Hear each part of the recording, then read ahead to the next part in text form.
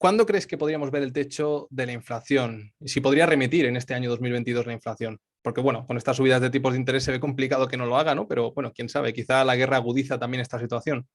La inflación es siempre y en todo lugar un efecto monetario. Los precios no suben todos a la vez, sino es ante mayor cantidad de dinero para los mismos bienes y servicios. Puede subir el precio del petróleo, puede subir el precio del gas por una cuestión exógena, pero no sube todo lo demás. ¿De acuerdo? No sube la sandía, no se triplica el precio de la sandía, ¿no? Por ejemplo. Eh, por lo tanto, tienen que ocurrir tres cosas para que se reduzca la inflación. La primera es que suban los tipos, eso está ocurriendo, ¿vale? La segunda es retirar la cantidad de dinero, es decir, parar las recompras, eso todavía no está ocurriendo, ¿de acuerdo? Está ocurriendo en Estados Unidos, no en Europa. Y tiene que reducirse el gasto público a los niveles que estaban previos a la pandemia, ¿de acuerdo? Porque el PIB aproximadamente en los estados suman aproximadamente un 40-50% del PIB y suponen el mayor consumo de unidades monetarias de la economía.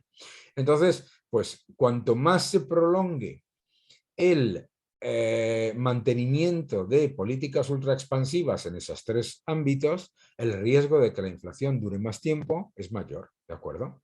Y si a eso le añades que los efectos exógenos ya no son de uno o de dos precios, sino de tres o de cuatro, el maíz, el cereal, los cereales, etcétera, lo que sea, pues claramente entonces tienes más riesgo. Yo creo que ya este año, desde luego, es complicado y además, en cualquier caso, las expectativas de reducción de inflación para el año que viene no dejan de ser una inflación extremadamente elevada. Por lo tanto, pues si ocurren esas tres cosas, se recortaría la inflación de manera muy significativa, muy rápido. Pero no olvidemos que la inflación es acumulativa. Claro. Que ya nos hemos comido el 6,5% del año pasado y nos vamos a comer el 7% de este. Sí, sí, es tremendo. Bueno, pues entonces todo hace indicar, ¿no?, que seguirá la inflación incrementándose y que seguirán los bancos centrales con esta planificación de subida de tipos de interés. Y ahora pues la pregunta es a huevo, ¿no? Que es ¿qué porcentaje de probabilidad crees que tiene la economía estadounidense, bueno, en general mundial, de entrar en recesión por estas políticas que se están llevando a cabo? En recesión, que son La técnica, sí. dos trimestres de caída de PIB del 60-70%. Bien, pues para este año, ¿tú crees? Probablemente el tercer y cuarto trimestre pueden ser bastante malos, pero además por el propio ratio de cambio, ¿no? El 2020, el tercer Claro. y claro. Entonces, pero a mí la recesión técnica no me preocupa tanto, es una cosa técnica, ¿no? O sea, el año pasado disparaste el gasto público, este año hay menos gasto público, el año pasado disparaste las importaciones, este año hay menos importaciones, vale, bien. A mí lo que me importa es si eso está afectando masivamente al consumo y a la inversión, ¿vale?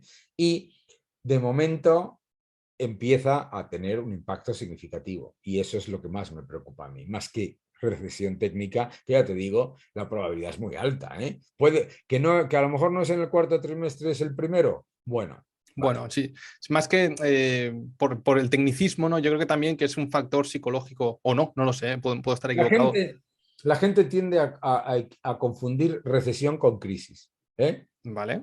¿Vale? Que no es lo mismo. Pero es verdad que, obviamente, cuando nos han dicho una y otra vez, venga y venga y venga y venga, hasta que nos han taladrado el cerebro, con la mayor recuperación más rápido, y vamos a crecer un 7 y un 8 y un 9 y un 20 y para arriba y para abajo y tal, y te dicen recesión, claro, te Ya. entra un shock tremendo, porque claro, pero sobre todo porque vienes de escuchar la bobada de que vas a crecer más que nunca y que el crecimiento y que no sé qué y tal, tal, tal. Por lo tanto, el riesgo es importante, pero claro, yo creo que una recesión técnica es que ni siquiera sería mala. No, Piénsalo. no, desde luego, desde luego. La recesión técnica sería buena, entre otras cosas, si se reduce el gasto público y se reducen las importaciones con ello. Y bueno, debido a este alto porcentaje de recesión, estamos hablando que la economía, bueno, en este caso la Reserva Federal quería un aterrizaje suave, que no sé Ya. cómo lo va a conseguir subiendo los tipos de interés de esta manera, ¿no? Pero Bueno, claro, es posible, pregunto, ¿eh? ¿Es posible que de cara a finales de este año, principios del que viene, como tú bien comentabas, probablemente el problema principal por parte de los bancos centrales ya no sea tanto la inflación, que también, pero también estimular el crecimiento económico? Y si es así, ¿qué probabilidades crees que tiene la Reserva Federal de volver a políticas expansivas el año 2023? Uf, yo creo que hasta noviembre es imposible que la Reserva Federal lleve a cabo políticas expansivas, ¿de acuerdo? Imposible. Noviembre Por del año 2023. noviembre del año 2022, ¿vale? 22, ¿vale? Por las elecciones, ¿de acuerdo? De Claro, ahí midterm. a cambiar 180 grados, la política, como mínimo, pasarían 6 meses, ¿de acuerdo? Vale.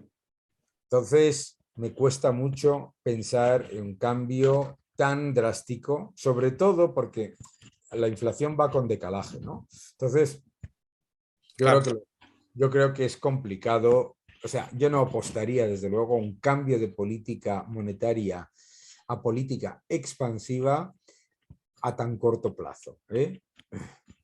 Quizá de cara a finales del año 2023 tengamos que, bueno, que al final el mercado siempre empieza a descontarlo antes de que acabe sucediendo, ¿no? También. Sí, hombre, yo creo que hay un punto, va a haber un punto en el que el mercado empieza a descontar. Ahora mismo el mercado está descontando que sube la inflación y los bancos centrales van a subir los tipos y que todo lo que suba la inflación subirán los tipos, ¿vale? Que no es cierto. Y entonces cuando el mercado empiece a descontar que aunque se han subido los tipos reales van a permanecer negativos durante al menos 5 años, entonces el apetito por el riesgo cambia de risk off a risk on, ¿no? Pero claro, ¿cuándo ocurre eso? Ni idea. Y como digo en el libro, el primer 10% para los héroes. Sí, muy buena frase. Entonces, quizá, Daniel, podríamos plantearnos, pues claro, si nosotros nos remontamos a la historia del Standard & Poor's 500, por ejemplo, en los anteriores contextos recesivos estamos hablando de correcciones en torno al 50%. Teniendo en cuenta que hemos tenido políticas ultra expansivas, que estamos ahora contrarrestándolas de la manera más drástica posible, ¿no? Con estas subidas agresivas de tipos de interés, y que realmente para todo lo que ha subido la bolsa, caer un 20%, pues aunque sea una caída importante en base a las correcciones en la historia anterior, ¿no? Pues quizá en base a todo lo que ha subido en los últimos años, sobre todo a raíz del año 2008, pues tampoco sería una corrección descabellada ahora mismo caer desde máximos históricos en torno a un 40 o un 50%. ¿Tú ves al SP500 teniendo esos porcentajes correctivos en base a contextos recesivos anteriores, como puede ser, por ejemplo, la subprime en el año 2008 o las .com en el año 2000? Si tú ves la historia de los periodos recesivos, la media de caída, la mediana, no la media. Es decir, la mediana, perdón, de caída ha sido alrededor del 24-25%. Has tenido una, la de 2007 a 2009, muy fuerte, ¿verdad? La crisis del 2008, que fue de 50 y tantos por ciento, y has tenido otras mucho más cortas del 15, del 16%. Entonces, es difícil saber cuándo y cómo.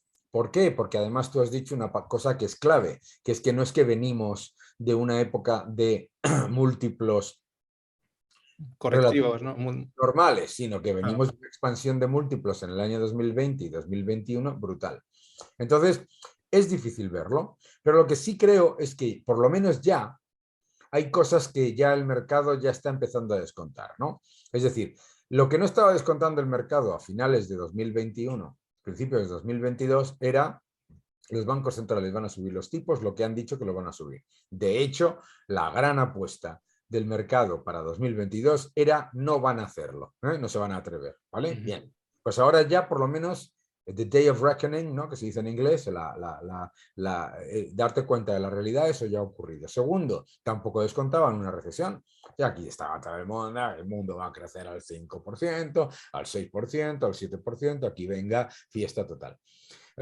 Bien, eso está bien. Luego, los beneficios empresariales. Ya se empiezan a reconocer que el año 2023 los beneficios empresariales no van a crecer, ¿de acuerdo? O van a decrecer, como el caso del stock 600. Pues entonces, bien, ¿vale? Pues ya empezamos a estar más tranquilos en cuanto a qué es lo que descuenta el mercado.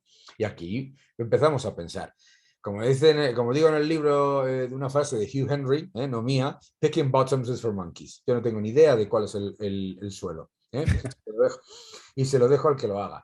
Pero sí sé que empieza a haber oportunidades si tienes un horizonte de largo plazo y que, por lo tanto, pues oye, como todo, hay que ser selectivo, hay que buscar oportunidades y tal. ¿Puede caer el mercado otro 20%? Sí, claro. Claro que puede. Primero, el mercado, hay tres cosas que no descuenta. Eso, desde luego. Una guerra nuclear. Imagínate lo que cae el mercado como hay una guerra nuclear. Dos, una crisis tipo 2008. Yo no la veo, no es el escenario base, pero oye, no lo está descontando claramente. Y tres, un colapso crediticio. Bueno, no se dan las condiciones, pero oye, ¿podría empezar ahí a haber sustos? Pues puede, pero a mí me parece que estamos ya más cerca de la realidad que de ese exceso de complacencia que había a finales del año pasado. Genial, pues muy buena perspectiva y sobre todo la frase esa del el primer 10% para los héroes. No, El muy primer buena. 10% para los héroes, el último 10% para los locos. Si haces eso, vas a tener tu patrimonio relativamente bien protegido.